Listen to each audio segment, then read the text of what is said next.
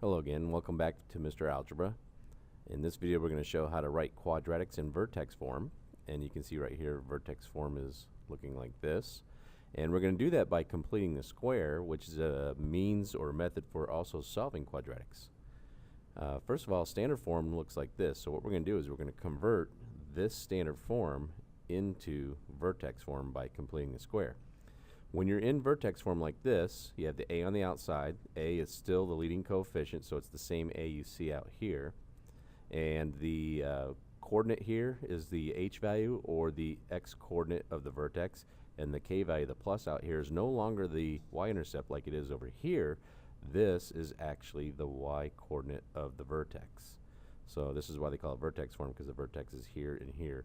And most students will see that this is a minus h and wonder why is that h? Well, it's always a minus here, so one way of thinking of it is this is the opposite of what you see going there. So we're going to have two examples, one where we have a leading coefficient that is actually a 1 and one that has a leading coefficient that's not a 1. So we're going to focus on this one first. Okay, so the first step is to take this constant value and move it to the other side. So we're going to add 10 to both sides.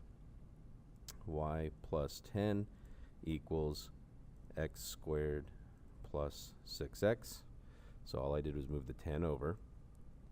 Now the next step is where we actually complete the square. What we're making is a perfect square trinomial. We take this middle term right here, we take half of it, and that's going to give us 3, and then we're going to square it.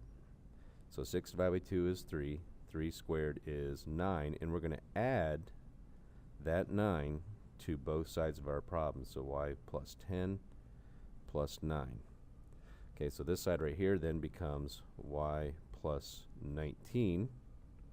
Now this right here is a perfect square, which means it can be factored back out into the same two factors twice. So the square root of this one is x, and the square root of that is 3 and 3. And we want to keep this sign right there, so plus and plus. So what we're going to do is we're going to rewrite this as x plus 3 squared. So we factor this out and then put it back into its squared form.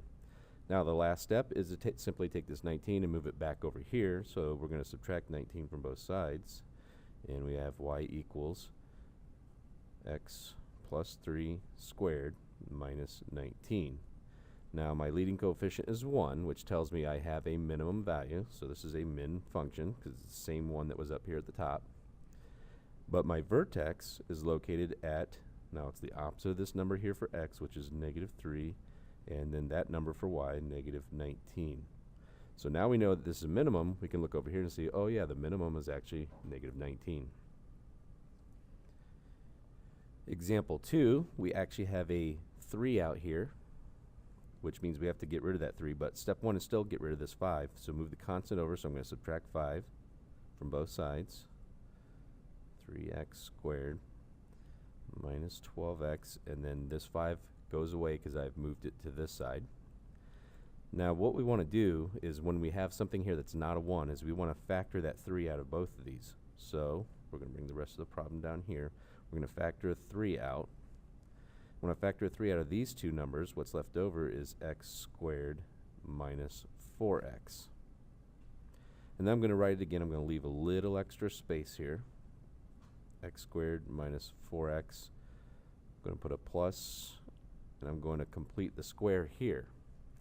So we're going to take this number again like last time, not the number up here, but the new number after we factored and turned this into a 1. We're going to take that new number, divide by 2, and that's going to give us negative 2, and then we're going to square it. So to complete the square here, the process is take the middle term, divide by 2, and then square it. And that's going to give us a positive 4, and you will always end up with a positive here because we're going to end up squaring that number. Okay, so now we got to rewrite it again. This right here can be factored into x in x, and the square root of 4 is 2 and 2. And we're going to keep the middle sign, which is negative, negative. So x minus 2 times x minus 2 can be rewritten as x minus 2 squared. Remember that 3 stays out in front because this 3 here, this is supposed to be the same a value that we started with up there. The last step here is to take this 5 and move it back over by adding. So add 5, And our new vertex form is y equals 3x, 3 times x minus 2 squared plus 5, where the a value is still positive 3, which means we have a minimum still. And the vertex is located at the opposite of this, which is positive 2 plus or positive 5. And since this is a minimum, we can see that our minimum value is actually 5.